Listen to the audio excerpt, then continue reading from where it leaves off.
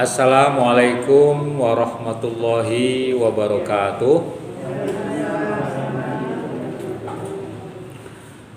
Alhamdulillahirabbil alamin. Wa bihi nasta'inuhu wa nastaghfiruh wa na'udzu billahi min syururi anfusina wa min sayyiati a'malina.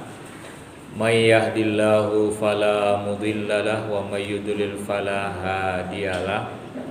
Asyhadu an la ilaha illallah wahdahu la syarikalah wa asyhadu anna Muhammadan abduhu wa rasuluh la nabiyya ba'da. Puji syukur kita aturkan kehadirat Allah Subhanahu wa taala. Pada sore ini alhamdulillah kita telah dapat hadir kembali di pengajian 2 mingguan di Masjid Al-Firdaus ini dalam keadaan sehat walafiat. Semoga kehadiran kita semua jamaah pengajian diberkahi dan diridhoi serta mendapatkan pahala dari Allah Subhanahu wa taala. Sholawat dan salam tak lupa pula kita haturkan kepada junjungan kita Nabiullah Muhammad sallallahu alaihi wasallam. Tema kita hari ini siap memasuki bulan suci Ramadan. Jadi kalau kita sudah menyiapkan diri dan mengatakan siap, insya Allah siap. Semoga diberkahi Allah Ibu-ibu. Kita berharap tentu saja badan kita sehat semua ya, sehingga kita bisa menyempurnakan amalia dan ibadah kita. Nah, untuk bulan Ramadan ini siap memasukinya itu memang perlu kita jadikan semacam semangat hidup kita. Dan saya percaya dan yakin bahwa kita semua yang hadir di sini adalah orang-orang yang siap. Amin. Bagaimana siapnya kita? Nah, ini akan kita bahas. Siap dengan datangnya bulan Ramadan. Yang pertama, siap seperti apa? Yaitu siap dengan jiwa dan raga. Nah, ini siapnya menghadapi Ramadan itu jiwa dan raga. Jiwa kita siap. Siapnya apa? Seperti tadi itu, senang kita dengan datangnya bulan Ramadan itu. Ya. Wah, Ramadan udah datang lagi. Alhamdulillah saya bisa kesempatan ini Ramadan ini. Nanti kumpul-kumpul juga dengan keluarga. Anak-anak saya yang dari rantau nanti pada pulang. Kalau enggak saya ke tempat anak-anak saya. Kan gitu. Kita kumpul pokoknya. Nah, itu udah senang kita tuh. Jiwa kita tuh ada kebahagiaan di situ. Ya. Begitu juga raga, tubuh kita siap. Kenapa? Karena puasa itu ibadah fisik, maka jaga kesehatan. Ya, ibu-ibu yang biasa minum obat ya tetap minum obat kan menurut dokter kan. Jadi kalau biasanya 3 kali sehari ya biasanya dokter bisa 2 kali sehari gitu. Walaupun ada kasus-kasus tertentu ya, orang yang tidak bisa siang boleh nggak minum obat. Pada kawan saya yang dosen itu ya dia memang harus minum obat, kalau enggak karena kaitannya dengan penyakitnya parah gitu, jantung gitu dan sudah akut gitu, sehingga dokter tidak merekomendasikan dia tuh untuk puasa karena jantungnya lemah gitu. Tapi kalau ibu-ibu yang misalnya kurang sehat, pastikan izin dari dokter. Kalau dokter nggak apa-apa Bu, kalau ibu kuat puasa. Tapi kalau sebaiknya nggak usah, nggak apa-apa. Apalagi kalau ibu-ibu memang tidak kuat, nggak usah dipaksakan karena bisa dengan membayar fidyah. Tidak ada masalah. Ya, kecuali anak-anak muda saya bayar fidyah aja itu enggak ada. Karena kalau fidyah itu bagi orang yang uzur gitu. Sakit misalnya. Nah, karena kita itu siap jiwa dan raga, maka persiapkan dengan semua. Wah, saya biasanya pagi olahraga. Nanti kalau habis olahraga pagi nanti haus. Kata dokter bisa olahraga menjelang berbuka, diganti. Biasanya saya ganti olahraganya sore. Nanti ngelak-ngelaknya ntar lagi buka. Biasanya saya ngepit ya sekitar kampung saya itu. Ya, kalau pagi hari biasa saya jalan pagi. Tapi kalau Ramadan itu saya ngepit gitu kan. Menjelang buka misalnya kita jam 6 ya setengah jam lah. Setengah 6 lumayan itu. Kita sampai jam 6. Pulang-pulang tapi pastikan nanti kita siap tubuhnya, jangan lemes-lemes banget makso nanti malah semaput ya. Jadi olahraga yang ringan untuk menjaga kebugaran. Karena ada juga orang sebagian bulan puasa bukannya turun beratnya, malah naik. Kenapa? Karena nggak olahraga, kurang gerak, kemudian pola makan nggak berubah. Begitu berbuka balas dendam. Makan cuma 2 kali sehari, harus banyak ini. Tapi biasanya bukan usia seperti saya ke atas, biasanya anak muda biasanya. Ya, usia-usia di bawah 40 tuh yang semangat makannya masih tinggi gitu. Enggak mau diet atau enggak mau membatasi diri gitu. Jadi olahraga silakan yang ringan-ringan saja. Tetap kita jaga sehat. Makanya sehat itu jiwa dan raga. Jiwa juga gimana? Puasa tuh tenang. Kenapa? Karena banyak orang yang puasa tuh malah pemarah. Karena perutnya kosong, pengennya nesu aja. Bapak-bapak anaknya nangis, jangan nangis aja, bapak lagi ibadah ini. Ibadah apa? Bapak tidur, ya tidur ya ibadah gitu. Nesu kalau perut lapar, tidak baik. Itu ujian ya, sabar gitu loh.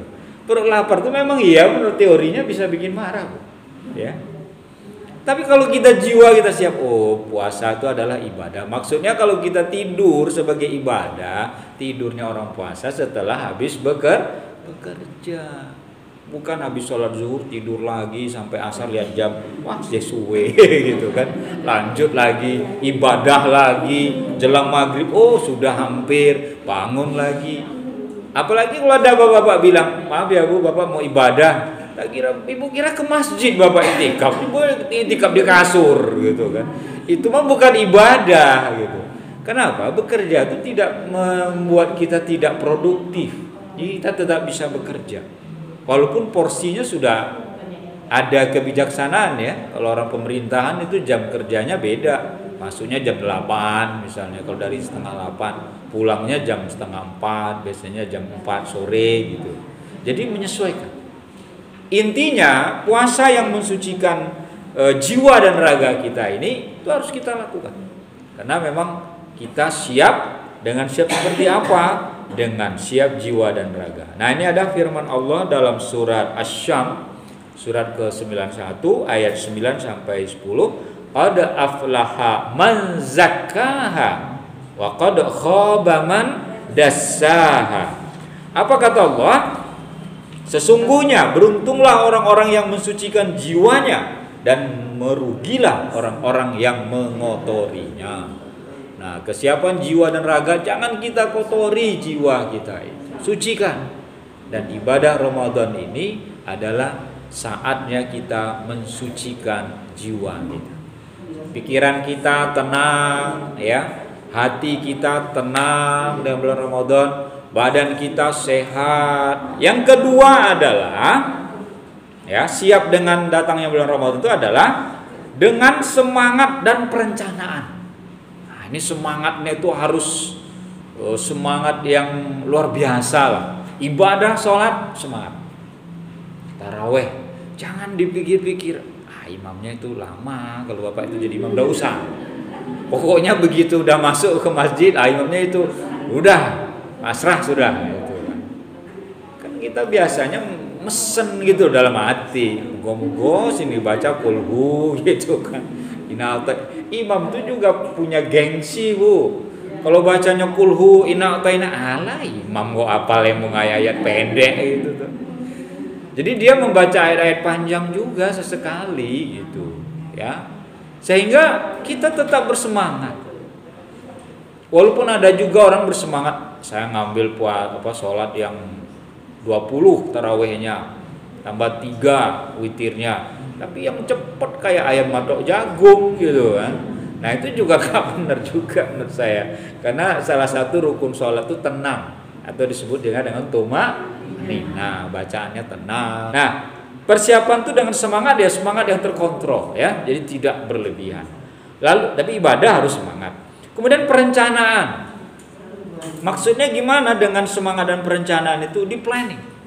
Ibu, oh saya besok saya rencanakan saya sedekah segini. dan saya akan bayar zakat mal saya. Ibu-ibu yang sampai harta sudah nisabnya bayar ya. Itu direncanakan semua. Zakat fitrah dibayar semuanya. Zakat mal itu juga boleh di kampung ibu di mana tinggal. Boleh juga di tempat kelahirannya sendiri, di mana silakan. Yang penting yang menerimanya itu orang yang berhak menerimanya. Itu yang disebut dengan mustahik ya. Orang yang berhak menerimanya. Nah, itu direncanakan dengan baik ya. Terus merencanakan, oh saya besok akan serius mendengarkan kultum dari ustadz-ustadz gitu. Sebenarnya Ramadan itu kan banyak ilmu yang kita dapat ya.